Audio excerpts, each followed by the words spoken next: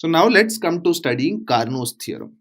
Carnot's theorem में हम एक ऐसा हीट इंजन लेंगे जो टेम्परेचर TH और TL के बीच में काम कर रहा है, TH being the higher temperature and TL being the lower temperature. So Carnot की थियरम का स्टेटमेंट ये है कि रिवर्सिबल कार्नो इंजन जो इन दोनों टेम्परेचर्स के बीच में ऑपरेट कर रहा है, TH और TL के बीच में ऑपरेट कर रहा है, उससे ज्यादा एफिशिएंट कोई हीट इंजन हो ही नहीं सकता. इन अदर वर्ड्स हम ये कह सकते हैं कि अगर कोई एक से ज्यादा reversible heat engine same temperature limits के बीच में काम करते हैं, उन सब की एफिशिएंसी सेम ही होनी चाहिए. No engine can have a greater efficiency than the reversible engine operating between those temperatures. So let us now try to prove Carnot's theorem. तो इसके लिए हम दो ऑपरेटिंग टेम्परेचर्स लेंगे, हायर टेम्परेचर TH और लोअर टेम्परेचर TL. इसके बीच में सबसे पहले हम एक रिवर्सिबल इंजन को ऑपरेट करेंगे जो Q1R हीट लेता है हायर टेम्परेचर रिजर्वॉयर से और Q2R हीट डंप करता है लोअर टेम्परेचर रिजर्वॉयर पर, और इस प्रोसेस में वो WR वर्क जनरेट करता है. हम एक और इररिवर्सिबल हीट इंजन लेते हैं जो Q1 हीट अब्सॉर्ब करता है और Q2 हीट डंप करता है और इस प्रोसेस में W वर्क जनरेट करता है. अब हम ये मान के चलेंगे कि Q1R Q1 के बराबर है, मतलब दोनों इंजन्स का इनपुट सेम है.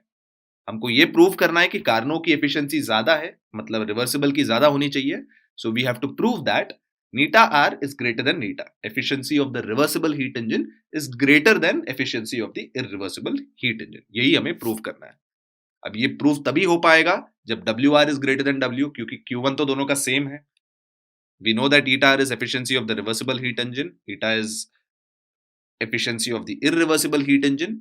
और हम क्योंकि एफिशिएंसी WR by Q1R है और W by Q1 है, तो अगर नीटा R has to be greater than नीटा तो WR has to be greater than W, क्योंकि डिनोमिनेटर दोनों का सेम है. अब इसको प्रूव करने के लिए हम प्रूफ बाय कॉन्ट्रडिक्शन यूज करेंगे. हम ये मान के चलेंगे कि इररिवर्सिबल का एफिशिएंसी ज्यादा है रिवर्सिबल की एफिशिएंसी से, and we will try to arrive at a contradiction. अब उसी असम्पशन के साथ हम पहले इंजन को रिवर्स करते हैं. We will reverse the direction of the reversible heat engine. अब उससे होगा क्या? उसके डायरेक्शन को रिवर्स करने पर सारे एरोस उल्टे हो जाएंगे, पहले रिवर्सिबल हीट इंजन के सारे एरोस. सो नाउ Q2R का डायरेक्शन उल्टा हो गया, Q1R का डायरेक्शन उल्टा हो गया और वर्क का भी डायरेक्शन उल्टा हो गया. नाउ अब इस एंटायर सिस्टम के लिए जो हीट सोर्स है वो रिडंडेंट हो गया, because what is now happening is reversible heat engine का जो हीट Q1 आ रहा है वो इररिवर्सिबल हीट इंजन का इनपुट हीट Q1 के बराबर है. तो हम ये मान सकते हैं कि ये इंजन से हीट डायरेक्टली निकल के दूसरे हीट इंजन पे पहुंच गया है. सो नाउ वो हीट सोर्स का कुछ काम ही नहीं रहा, सो हमने उसे हटा दिया है. नाउ अभी इस सिस्टम को आप देखिए अगर ध्यान से, what we can basically see now is, क्योंकि इररिवर्सिबल का एफिशिएंसी हमने माना है कि वो रिवर्सिबल से ज्यादा है, इसका मतलब ये है कि W of the irreversible must be greater than W of the reversible heat engine. W is greater than WR.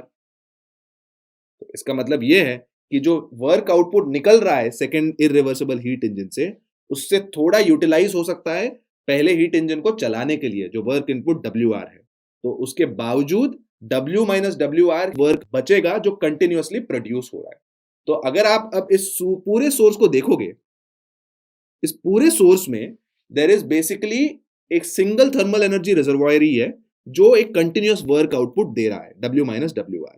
सिर्फ TL है क्योंकि अब TH का काम तो चला गया है. Now that is clearly in violation of Kelvin Planck statement, जो ये कहता है कि कभी भी हम एक सिंगल रिजर्वॉयर से कंटिन्यूअस वर्क प्रोडक्शन नहीं कर सकते. हेंस हमने जो assumption किया कि इररिवर्सिबल का heat efficiency is basically more than reversible का heat efficiency, ये possible नहीं है. That proves that reversible का heat efficiency is greater than irreversible का efficiency. That means कोई भी इंजन लो आप, कार्नो इंजन की ही efficiency सबसे highest होगी, and that basically tells us that दो temperature limits के बीच में कोई भी इंजन का efficiency same ही होगा. और यही है proof कार्नोस थ्योरम का.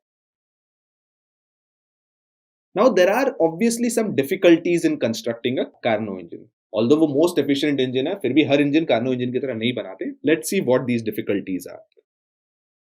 There are two main reasons why it is not possible. पहला, कार्नो साइकिल एक आइडियल साइकिल है. आइडियल प्रोसेसेस में वेस्ट ऑफ एनर्जी होता नहीं है और थर्मल एफिशिएंसी 100% है, और रियल लाइफ मैन्युफैक्चरिंग में ऐसे कभी पॉसिबल ही नहीं है. That's one reason why it's not possible. The second reason is Carnot engine में ऑल्टरनेटिक आइसोथर्मल और एडियाबेटिक प्रोसेसेस हैं. आइसोथर्मल प्रोसेस बहुत स्लो प्रोसेस होता है, हमने पढ़ा है, बट एडियाबेटिक प्रोसेस बहुत ही फास्ट प्रोसेस होता है, और ये दोनों को ऑल्टरनेट करना यूजुअली रियल लाइफ सिनेरियोज में मुश्किल होता है.